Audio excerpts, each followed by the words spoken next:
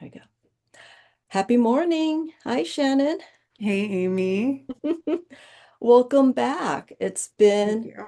February of this year that we did a live this time we're doing a recording. So everyone, I'd like you to meet Shannon Knight, who is um who has a tarot podcast called The Tarot Diagnosis. And for those of you who don't know, Shannon is a licensed, is it psychotherapist? Yeah, you can say that. Yeah. Yep. Um, who uses tarot not entirely with her clients, but she uses it as a partial tool to help with her clients to deal with all issues that we always tend to go to for the most part with the tarot, but Mhm. mainly, you know, working through issues. And I'm really excited because, and I truly mean this, I'm not saying it because everyone says really excited. I know, right? It's how we Um, all have to start. I know, we're just excited. Um, and I'm very proud too, because it's not easy. Shannon has a book coming out, and it's called The Dark Shadow, Golden Shadow. Comes out, is it still December 2025? Yeah, as of now, December 8th, and you can Eight. pre-order it now. So Okay, if you want to pre-order it so you can have it the day it comes out, you can. there you go. And I'm going to put all that information in the Perfect. description so you know how to reach Shannon to do pre-orders, or if you want to book time with her, she does do online meetings.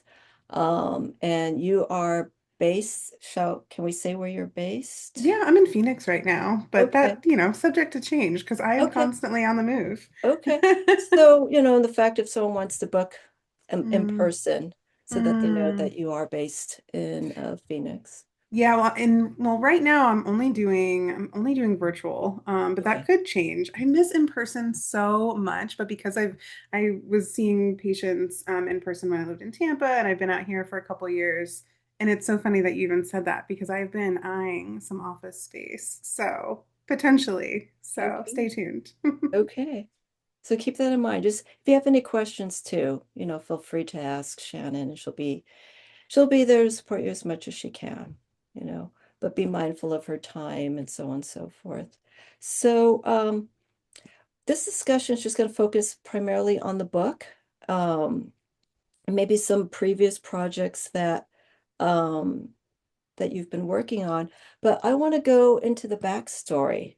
I do know that you mentioned that you have a woodpecker.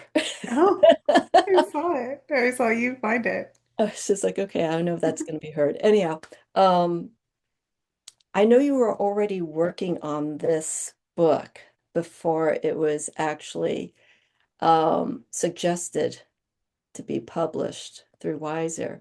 So tell Yes. us a little bit about that, your process of writing the book, how you got to it, and just the little twist that came to actually getting this book ready for publication. Yeah, so it's really interesting. So shadow work had kind of taken off on social media. Everyone was talking about it, and I found the conversation around it fascinating. And I was also cautious about it because there seemed to be a decent amount of misinformation about it. Um, and understandably so. I'm a firm believer in like taking something and like turning it into your own thing and like doing what you want with it. Um, but I was like, oh, there's room to really dive into the true kind of psychological meaning here that I think a lot of people are missing because shadow work is so much more than just, filling out prompts or doing a tarot spread, which you can find. I have shadow work tarot spreads, but I was like, there's something missing in terms of really getting into the meat of what this is. And part of that also being the protective part and making sure that you're well resourced because Mhm. this isn't something that you can just hop into. I mean, you could, but it could be dangerous.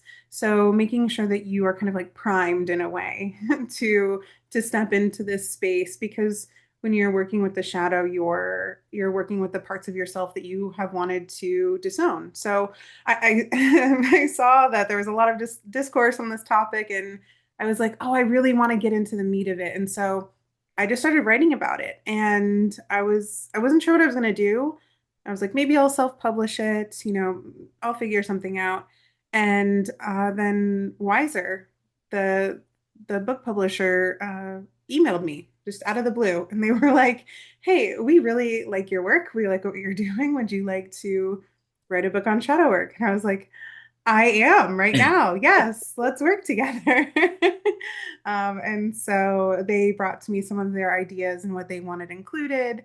And so, yeah, I took it from there, and it was really exciting to be kind of like acknowledged for all the work that I had been doing up until that point, and to be able to synthesize all of the work of some incredible psychoanalysts, especially Jungian analysts over the years, and bring it to the community of folks who I think are just so brilliant and fun and cool. Was really exciting. So that's kind of been the process. Wow. And were you halfway into writing this book or was it, or, Yeah, so I think what was the word? I think the final word count was around 40,000, and I think I was maybe 10 to 15,000 words in. okay. So almost, I guess almost halfway.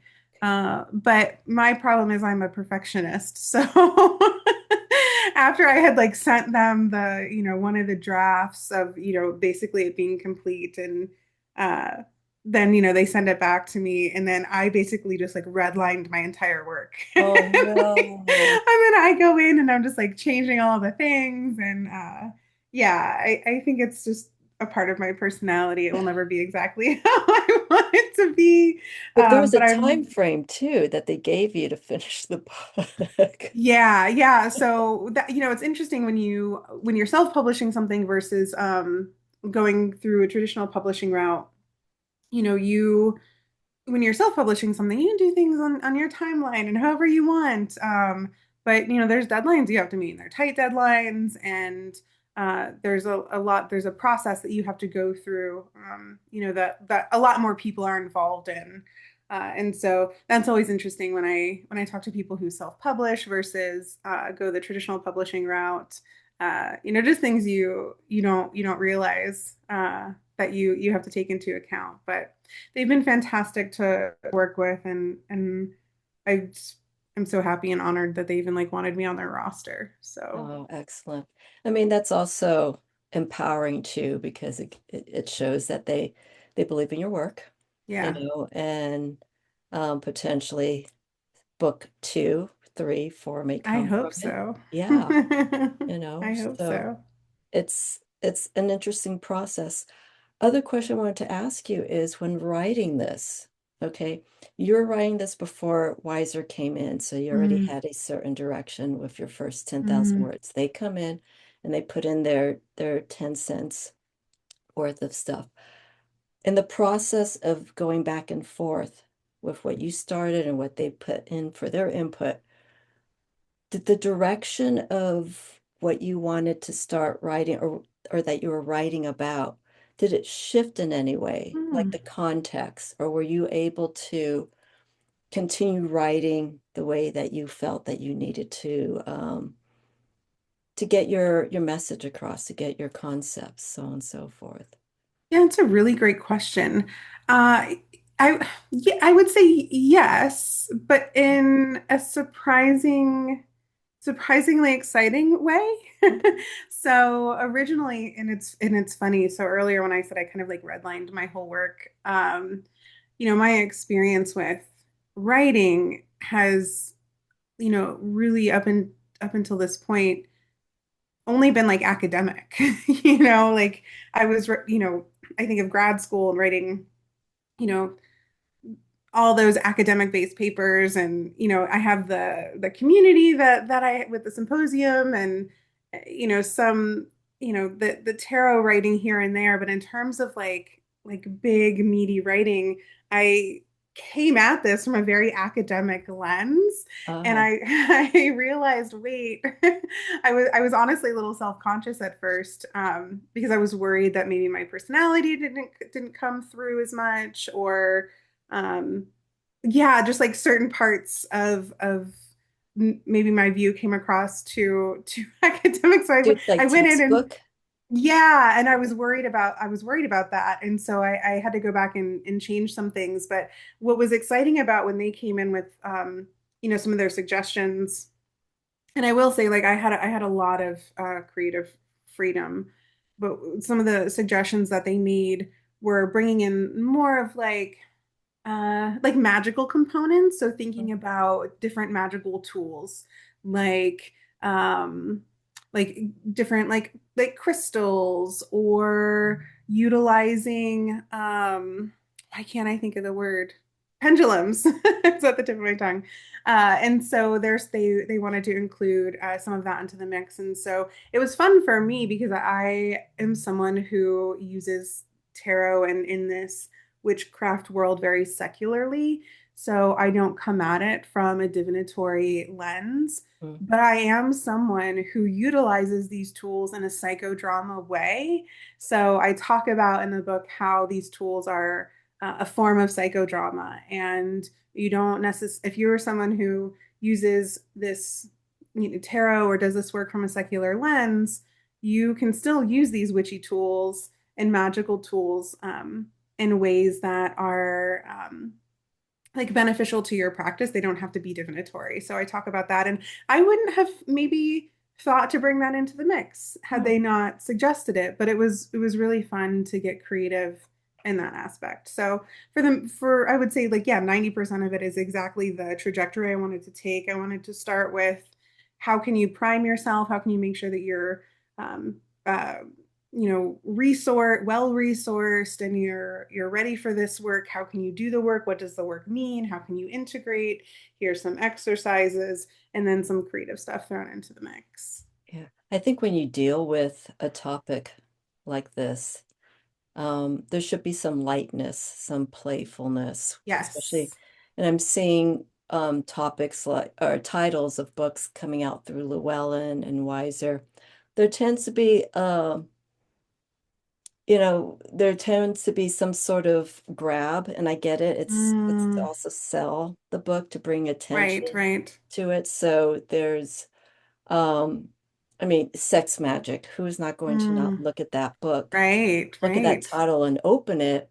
And right. Sex then sells. yeah, it just, it's just stuff like that. So I can see where maybe they came in. It's like, let's put some other things into it. So it's not strictly Right. tarot.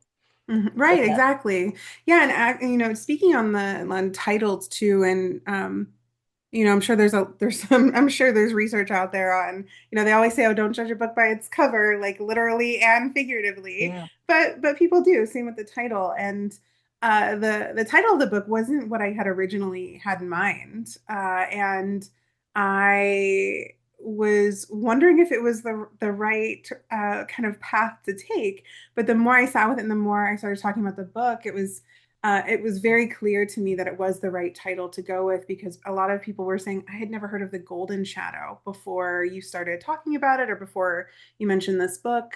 And then you also mentioned a moment ago how, there's a lot of heavy stuff out there, and we need to bring in the play, we need to bring in lighter stuff. And the golden shadow is like the duality Yeah. that inherent in this book, that adds that kind of not so much levity. Well, yeah, we could say levity, where we're looking at the parts of us that are, wonderful and creative, Mhm. that have also been repressed. So thinking about the title, now that I look at it, it's like, oh yeah, like this was like the perfect route to take, because it really does show, like, hey, yes, we're going to dive into these parts of you that you have repressed, that maybe are not, the most amazing qualities, but we're also going to look at the parts of you that are remarkable and, worth shining a light on. The title's beautiful. When I saw the Thank you. title, I was like, it's not dark shadow, shadow work with the tarot, and that's it. Right. And it's going to bring a certain type of person to that. Mm, Maybe people who already do dark work and they just want right. to know, oh, I can maybe go darker with where I am. Right. They're not really experiencing the Piscean effect of, you Mm, do the work, you do the subconscious work, but you do have to go up to the surface. You do need to see right. this light. You do need to go Yes. in the conscious realm to, Mm, experience what you've done subconsciously. So this title, absolutely. when I saw it's like, that's beautiful. And also the cover work, Mm, we see this flow. yeah. We see this flow going from the dark to the light. And I'm always like that with my work. I don't go one Yes. side or the other. When you do tarot, you need to see both sides. Yeah, there needs to be balance, dualities and everything. It's Yeah, not, we can't just compartmentalize and exist in one area. exactly. I mentioned um, about moon work. Do you Oh discuss yeah. moon work in this book, like how to connect with the phases? Because today, or Monday, October 6th, the full moon is in Aries for tropical astrology, but in sidereal, it's in Pisces. So Mm, we have, and it's interesting too, because Pisces is the end of the astrological wheel and Aries mm. starts the astrological wheel. Do you discuss a little bit about working with moon energy? Because it is also a form of shadow work as well. It's so funny you said this. So no, however, I Oh, I know, but I was going to, and I'll tell you why I didn't. So the book opens up with me talking about the moon card and the moon archetype and how uh I feel like kind of like the epitome of shadow work. I almost had an entire chapter dedicated to moon work. And the reason I did not include it, maybe I will do this in the future, is I just wasn't confident enough. I feel like I needed more time to do research because my knowledge base on moonwork specifically, I feel like um is surface level. And I feel like if I was going to put something out there, I wanted to have more than a surface level understanding. And if I'm going to put something out there, I want to be like, really kind of like proud and solid in what's there. But I mean, when I very first started writing this, I was like, I'm going to dedicate a whole chapter to this because it needs to be in there. But then I said, I'm not ready for that yet. So maybe there will be a follow up. Maybe there will be a second edition in which I include that. But I honestly like love that you even asked the question. And when you had mentioned it to me when we were chatting previously, I was like, oh, this will be a fun story to tell because almost. And then it was at like the 11th hour. I think it was going to be like, I don't know, when I originally had all my chapters laid out, it was going to be like, I don't know, I think it was like chapter 8 or 9 or something. Um, but no, I pulled it last minute and I decided not to include it. okay. So maybe that was a bad decision, but Well, but I felt like the readers would have deserved more than what I could have given them at that point in terms of my knowledge. So, well, also too, they know who you are. People who listen to your podcasts and read your blogs, they know the topics that you are right, versed in and that you're comfortable in. Um, and not having this isn't gonna, right. be the end all. Um, but I wanted to see if this was part of this process for pulling and creating this book. Um, It very well could be for anybody, for sure. yeah. What are um you have like you have the main title, you have Dark Shadow, Golden Shadow, then you have Shadow Work Through the Tarot, then you have Confront Your Fears and Unleash Your Potentials. If this feels like it's a summary, or is there more to expect with those And descriptions? it's it's so funny. So when you work with a traditional publisher, again, you don't get to like I didn't choose the title or the subtitles. Wait, you, And you did choose the shadow, Dark Shadow, well, Golden Shadow. no, they chose it and I agreed. Yeah. Oh, you're kidding me. No, yeah. Oh my That's why I gosh. was that's why I was saying like at first I was not sure because originally my title that I would have chosen was super bland because I'm not in publishing. I don't know what good titles are. Like that's not my forte. I'm not the expert. And so they, part of Hmm. the process is like having them come to you with different main titles, different subtitles. And so then you work together to figure out, okay, here the book is finished. Here's our suggestions. What do you think is best? Um, and that title at first I was like, and again, because like all my work has been mainly academic, like I don't think the way like publishers Like a would think book. of like, what's the average person going to want to look at? Where like my title would have been something so boring, like like shadow work colon, and then it would have been like some like how to use Very the simple. tarot for shadow work. Yeah. And they came in with this really nice, like, this list of different titles. And I loved that they were able to include the duality there because I think that it was something that I wouldn't have thought of, Mm. honestly. But it does work. And so then the subtitle talking about like magical tools to confront your fears, face your potential, that speaks to a lot of the other aspects in the book where I talked about how you can bring in the psychodrama of using pendulums or having different crystals at your altar when you're doing this work. That's all part of like being resourced too. I spend a lot of time talking about making sure that you're literally and figuratively stepping into a space that's prepared for this work. So think about when you're pulling cards, if you have a ritual where maybe you're sitting at your altar and you light a particular incense or you light a particular candle, or maybe you bring in a certain crystal at your altar, or some sort of flower or photo. Like there are certain things like when I'm feeling nostalgic or when I'm in grief, I will bring like a photo of my aunt into my space when I'm pulling cards, so I have like her energy there with me. And so when we're talking about like magical tools, I explore different ways that you can be creative in the shadow work practice. That so it's not just sitting down and thinking of, why do I judge these people? Why am I, Make it why am proactive.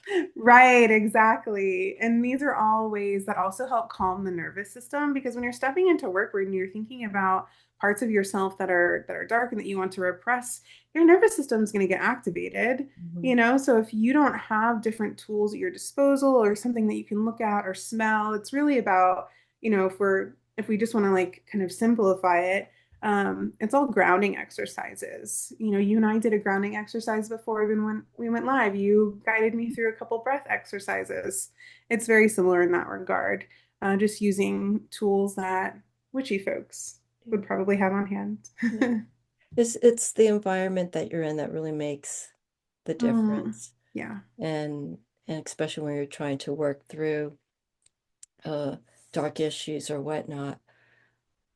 I mean, everyone's different. Some people, for them to really move through things, they need to be dark. They need Hmm. to, sometimes they need to feel that heaviness. And that heaviness is a form of almost something very cathartic. They go, I need to go Hmm. to that deepest, darkest place. Yes. Um, Yes. and I always say, it's okay to do that. I'm not a therapist, but this is from a intuitive tarot Hmm. perspective, is it's okay to do that. But I always feel have a little bit of light, have a candle, have some form of light. Mm, Put something white in the room. It mm, may not have to be a candle, but just something that puts a light energy. It doesn't have to be in front of you. It can right. maybe be on the other side of the room, so you still have your darkness that you need. Mm, Um, but I feel to be in complete darkness, that's really I can't even put it into words.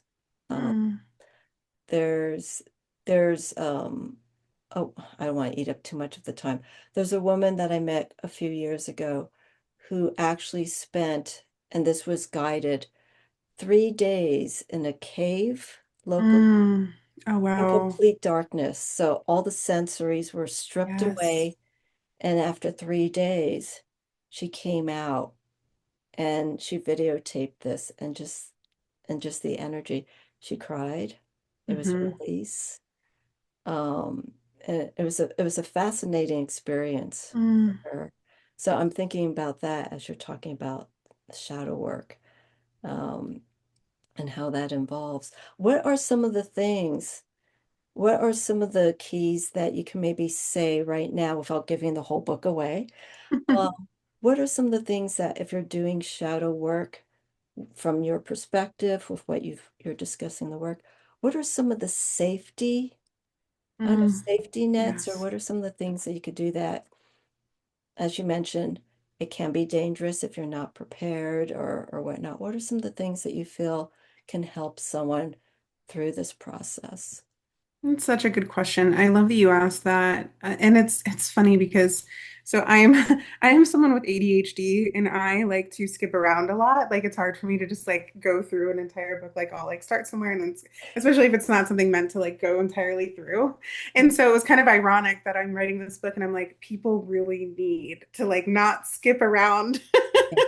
But it's totally okay if you do, but please don't skip the first couple sections where I do explore the importance of um, resourcing yourself for this work. And there's a self-assessment that I created in there that are just kind of like questions that you can ask yourself, and based on the responses to those questions, you can say, okay, you know what? Yeah, maybe I'm not super prepared to step into this work. It doesn't mean you can't go through the book. Go through the book and see what it's about.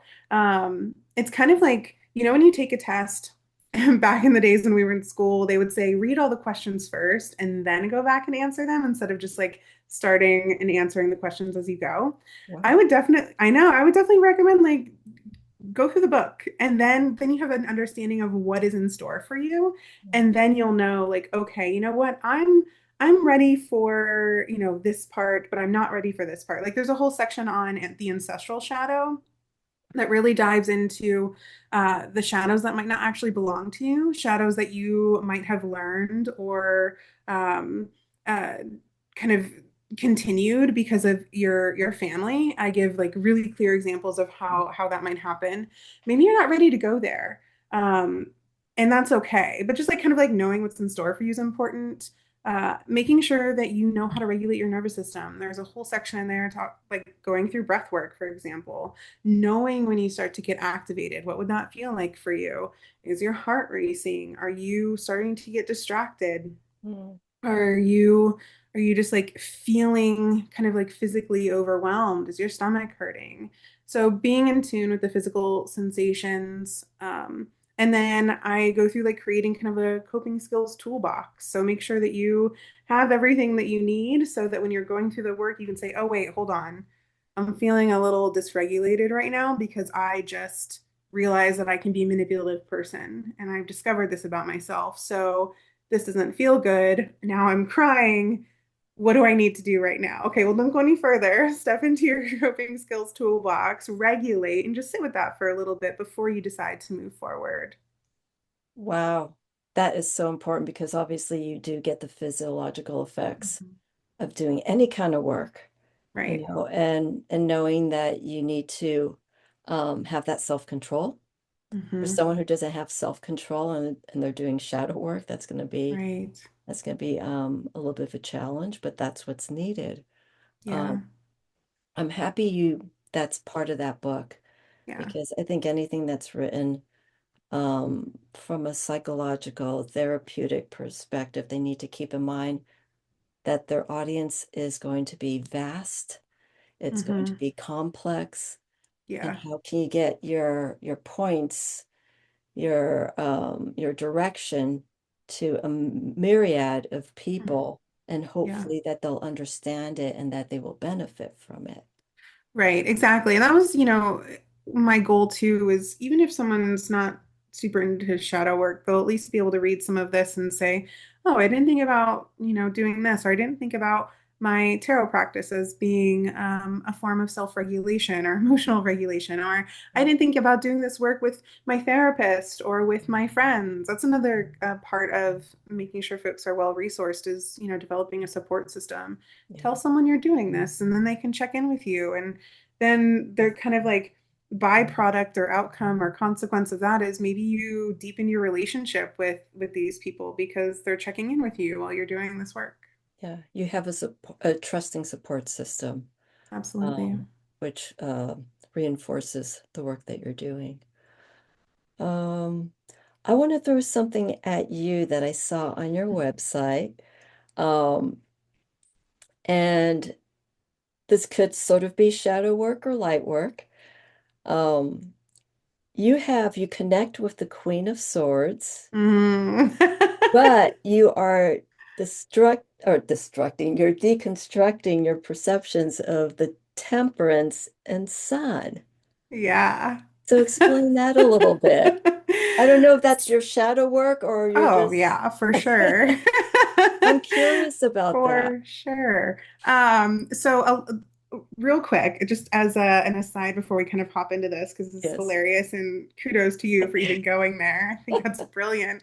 Um, a huge part of shadow work, and we haven't even really kind of touched on this yet, but Carl Jung, psychoanalyst, is eventually separated from Freud. If you ever took an intro to psych class, you know who he is.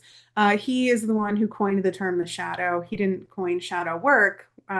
That was, kind of after, but he coined the term shadow assimilation and shadow integration. And those are terms that I use in the book. And so the whole point of doing this work is we cannot be whole, we cannot be authentic until we acknowledge all of these different parts of ourselves and then live in an integrated way. And so, what I mean by that is being able to acknowledge when you might be stepping into, like I mentioned in manipulation a few minutes ago, which, the magician, the shadow of the magician is very manipulative. Yeah. And so, being able to notice, oh, I have this like tendency or this urge right now to maybe manipulate the situation, or maybe I show up in relationships, romantic relationships, and I'm not aware that my behavior is actually manipulative. And so integration is doing the work to recognize that that might be happening and then seeing when it comes up and being able to choose a different way to respond. So yes, I love the Queen of Swords. That's where that um, comes for in. for a couple different reasons. You know, I think in some ways, the Queen of Swords is not so much a shadow as she is a persona. And so when we think about Jung, and he talked about the shadow, the persona, the anima, the animus. And so, especially folks who have had to be, who maybe were parentified at a younger age. I was parentified very early, That's a word? starting at, yes, parentified. Oh, we could have a whole conversation about that if you want Ah, sometime. Oh my goodness. So parentification is when your parent puts you in a role at a young age where you almost have to be their caregiver, their therapist, oh, their emotional support. You're taking on roles that you should not be doing at a young age. Maybe you're taking care of your siblings, maybe you're taking care of the house. It's very common also across different cultures too, but it does have some negative ramifications. And I think for me, the Queen of Swords is very much a persona because I learned over the years that I am not supposed to maybe be the Queen of Cups in terms of myself. Like I'm not supposed to share kind of like what's happening in my inner emotional world. I'm not really supposed to embrace that. I'm supposed to be this kind of like sharp, to the point, strict, rigid person who gets shit done and like tells it like it is and like makes sure things are like moving smoothly. Exist in a space of discernment. And I have struggled. That's where temperance kind of comes in. Like, how do I allow myself to exist in the space of the Queen of Swords while also allowing myself to be the Queen of Cups and share what's happening to me in my emotional world? How do I allow people to kind of sit with me in my Queen of Cups space? And then the sun is a running joke. So for people who have been listening to the podcast like from the beginning, I used to hate the sun. I used to hate the sun card, which was ironic because I had a lot of sun kind of decor in my house. In fact, at one point, I even had a sun tarot card tapestry back in like 2017, 2018, which is so funny to me. But I hated the sun mainly because every time I pulled it, it felt like toxic positivity. Like, oh, everything will be fine. mhm. Don't worry about it. It's all good. Yeah. This too shall pass. And it felt like spiritual bypassing, which is funny because that is absolutely can be the shadow of the sun. Done. It Yeah. can be, Yep. toxic positivity, spiritual bypassing. So I think maybe it was more of me pushing back against that idea. over the years, I've come to have more of a loving relationship with that archetype and see it as growth and less toxic positivity. But yeah, I think in terms of those three cards, that is my personal relationship to all of them. Wow. Yeah. Wow. I'm in a tarot group. We're studying a deck and we went through the sun this Hmm. weekend. Oh, And that's nice. and that's part of what brought this up, the comment that you put on your website.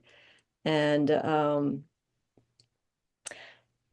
toxic positivity did not come up in the conversation. What came up for the Really? sun, I asked one of the participants, what is the negative aspects of the Mm, sun? First thing, and I think we generally consensus agreed, the ego. Okay. So mm. too much of the ego. And Yeah, like look at me type yeah, of, yeah, I could but so see that. but also in the sense of like not even being aware of it. I mean, Yeah. Leo is assigned the sun sign, and there are some people that they're just naturally like that. Yeah, And it comes that makes across that sense. they're being, self-centered, so on and so forth, Hmm. but it's also a form of strength. Hmm. And that's what I'm saying. I see both sides of situations, so Totally. I try my best not to, judge the book by its cover, but we all Right. do it. It's that tendency. Um, but, get to know the person and really see where this joy and confidence is coming from.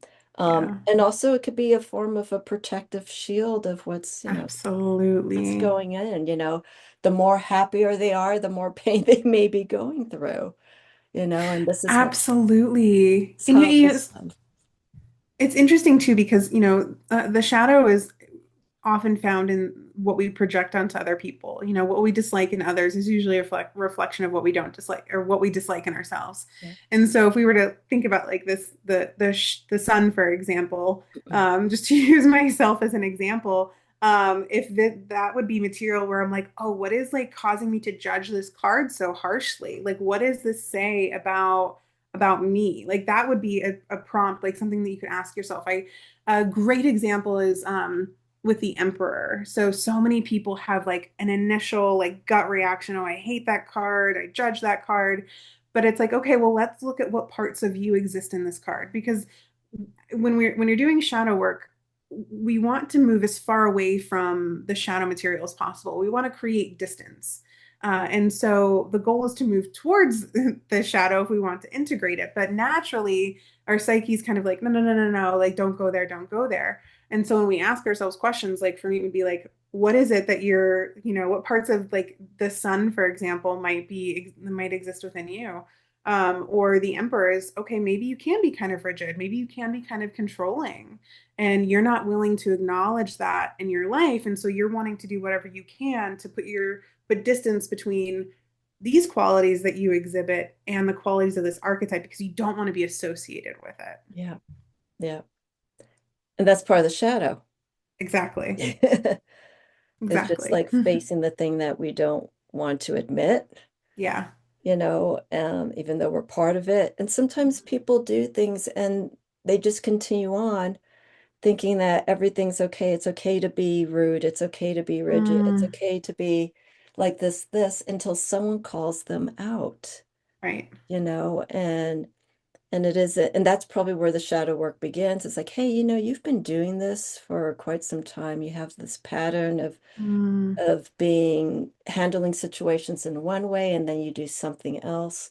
Um, and I think that's a lot of things that happen here in society. A lot of people get away with things hmm. and there isn't that calling out, except maybe on social media where you don't see the Right. person, you can say whatever you want. Right. Right. But then that becomes cyberbullying, whatever. So Hmm. it's there are many faces for the shadow, just as I'm talking to you, Hmm. you know. I think and I think that's something that needs to be focused on more. And I hope with your book and the subject matter that you're touching upon, that this will reveal stuff, to individuals to be open Absolutely. and honest. Yeah, and talking about the different kind of faces too, I think is important because that was my goal, talking about, the golden shadow. It's not just these dark parts of us. There are also these, like our creativity, our all of our hidden potential is the form of the golden shadow. The shadows are typically formed during times where we've been shamed. And so you can think of the golden shadow as maybe if you were a child and you asked a lot of questions growing up, but your teacher, your caregivers, reprimanded you and said, "Oh my God, you're so annoying. You're too much. Like, just be quiet." You then learn to suppress that part of you. And so now you don't ask questions. And maybe now you're the person who's judging other people who are unafraid to ask questions. Maybe you're the person in that work meeting going, "Oh, there's so and so asking 20 million questions again."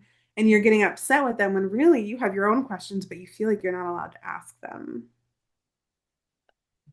Incredible, isn't it? Yeah.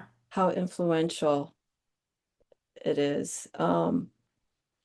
I'm I'm thinking about some situations in my life as you're talking, and it's just like, yeah. Yeah.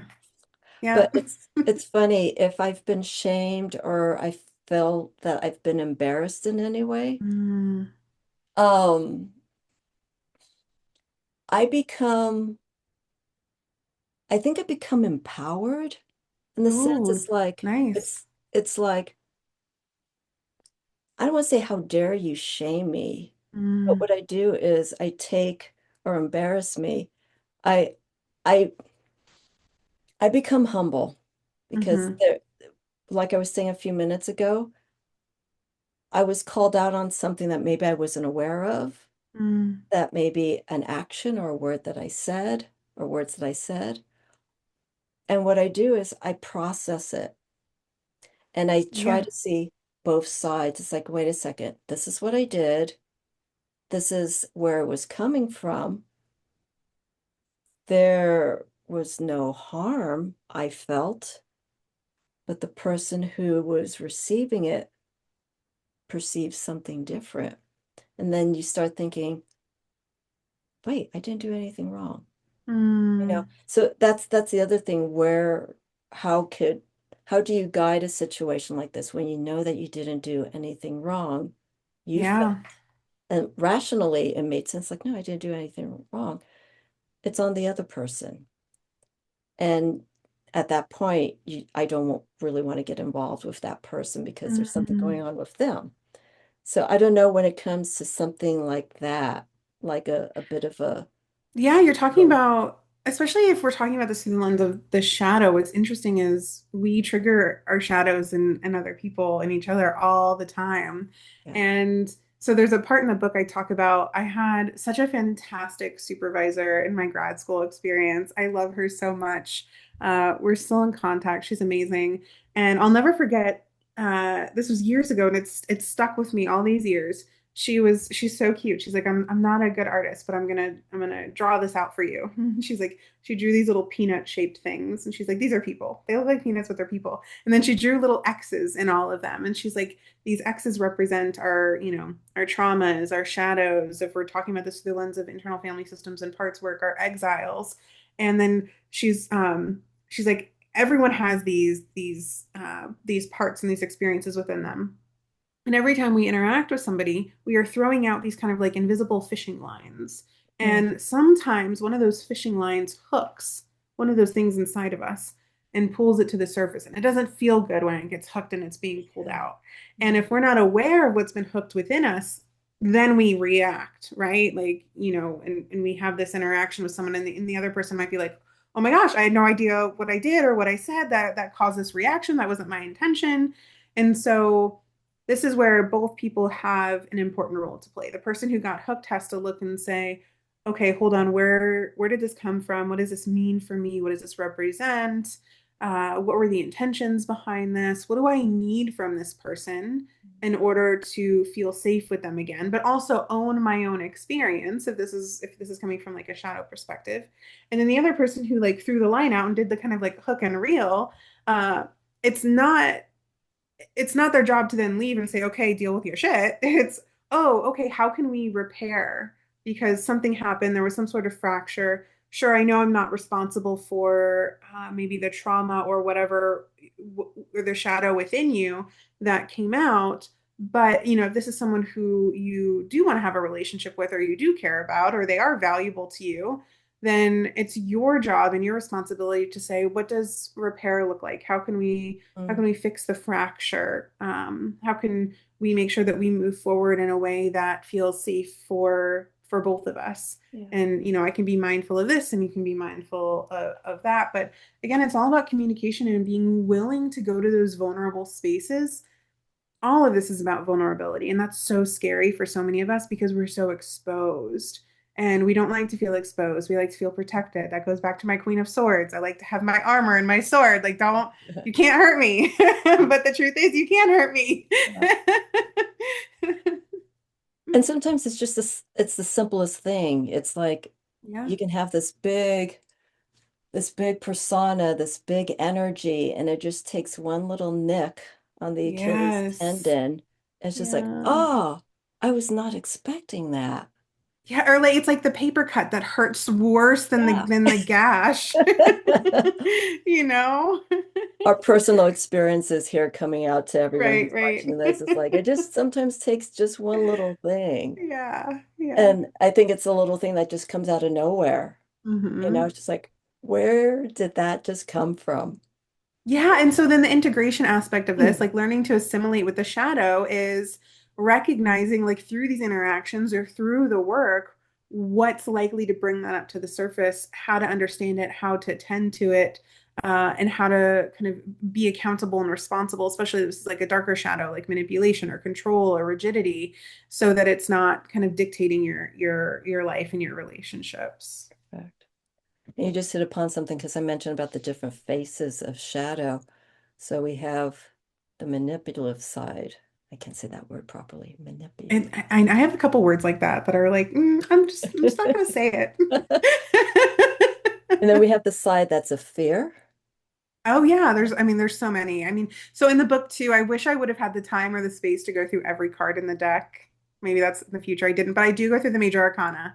And so I talk about the dark shadow and the golden shadow for each one. Oh, wow. So that will Excellent. help people kind of relate to those archetypes as well. And so you talking about the faces, like yeah, we could go through all 78 cards and they could represent a face of the shadow. Especially the court cards. Oh my gosh, I know. I do. Well, I do talk about that. I just don't talk about them individually. There's a couple, because again, otherwise, Just there's some another book I want to examples. write. Yeah, there's another book I want to write that would be so long, and you have to learn how to condense stuff, and I can be really wordy. I can feel already that there's going to be a follow-up somehow. Yes, Somehow. I hope so. Yeah. I hope so. Um, okay, I know we're coming up with time. Oh my God, there's so much more. Oh. Let's Um, rapid fire. What else you have for me? okay. Let's talk really quick. Projects. Are you currently Oh, working on anything else right now? A I mean, follow-up to or something new that I you always can have. reveal? Yeah, I mean, I always have stuff I'm working on. Right now, I will, yes, there's always something going on behind the scenes, because that is how I spend my time. Yeah. These projects are my babies. But right now I am focused on, well, last year I created a guided journal for the Hermit, and everyone really loved it. And that meant so much to me. And I knew I wanted to create another one this year. So I'm like feverishly working on that with the hopes of trying to get that out in November. That'll just be self-published. It's just a little guided journal for you to use throughout the year. It'll be the Wheel of Fortune because that's numeral. This is the word that gets me. Like manipulative gets you numerologically. That is the card of 2026. 2026. So I'm focused on that. Also focused on starting to promote Dark Shadow, Golden Shadow for that to come out in December. I would love to do something in person. I don't know if that's like a little book event. So I'm playing around with that, seeing if anyone would be interested in coming to that. And then, yeah, in the new year, I'm hoping to do another summer solstice summit, which I did this last summer, which was incredible. It was 3 days, 15 presenters, such rich content. So going to be preparing for that again too. And then yeah, I have another idea for a book that we're talking about. So and it's the book that I've been kind of passively writing for the last probably 4 years. So Along this, we'll a different we'll topic? see. Same topic. It Okay. of tarot of not well, it's not necessarily shadow work. It's tarot. It's the intersection of tarot and psychology, basically. Tarot and Okay. therapy. All of the work that I do on the podcast, condensed into book Book form form. is my goal. Yeah, Wow. yeah. That is amazing. One last thing. We got one Yeah. minute left. Oh, please go for it. It's okay. Um, what have you learned about yourself when writing this book? Oh my Sorry, 1 minute. goodness. I know, right? I hope you've grown. Oh my gosh. Yes, yes. I've learned, I mean not I've le- I've learned so much it's not there's not enough time to talk about it. Yeah. I I definitely obviously some stuff came up about my own shadow going through this that I was like, "Ooh, yeah. Oh, that can be me." Don't like acknowledging that. Yeah. Um, but also I think if we're going to think about the golden shadow too, that I'm capable of something like this. And there's just a lot of duality. My perfectionist side came out, realizing how hard I am on myself. And it's interesting because it's so much easier to look at other people and say, "Oh my gosh, be kind, be gentle, like enjoy the process." But I can be very Queen of Swords, like very like stoic and like this has to be done a certain way and so that was really interesting to learn. And then, yeah, I think just, yeah, there's a lot I could, I could get Okay, fair enough. into. That was an But unfair question to ask at no, it the was end such a with fair 1 minute question. left. Yeah, at That's the end of our conversation, maybe. But yeah, I will just say, like at some point, I would love maybe I'll blog about it.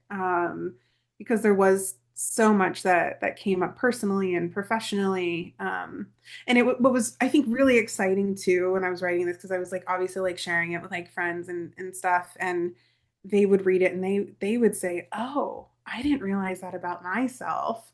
And they're like, and so now, like now that they've like read pieces of it, they'll come up to me or they'll say things like, "Ooh, my shadow came out today," or they'll look at me and be like, "Was that my shadow just now?" And I'll be like, "So." So that was cool. So not even just me, even though the book's not released, people who have seen bits and pieces of it, they're realizing stuff about themselves, which is exciting, and it's strengthened, my relationship with them and our understanding of each other. So all I good stuff. I hope this book really it falls into the hands of people that are really willing to do the work. You Yeah. know, with the form of work that we do, you Right. help and guide people and I help give direction for Hmm. people. I don't, you see the results. That's the difference. You see the results. I don't because Sometimes, even as therapists, you like, don't you well, don't sometimes see. it's yes and no, because it's funny because once we finish one thing, when you're a therapist, you're working on one thing with the client. And when that thing has maybe resolved, you immediately end up moving on to the next thing that needs to get resolved. And Yeah. so you only sometimes see bits and pieces when clients come in and say, like, "Oh, this thing happened and it's because we did all this work." And it's like, "Oh my God, let's celebrate." But it's few and far between, and that can be a really difficult aspect of like being in the healing field is like you're constantly moving from kind of one crisis or one issue to the next, Oh and it's yeah. hard. Oh yeah, definitely.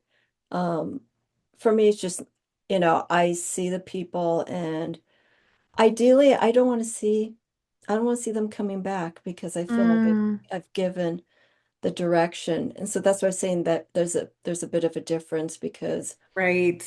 they need to do the work.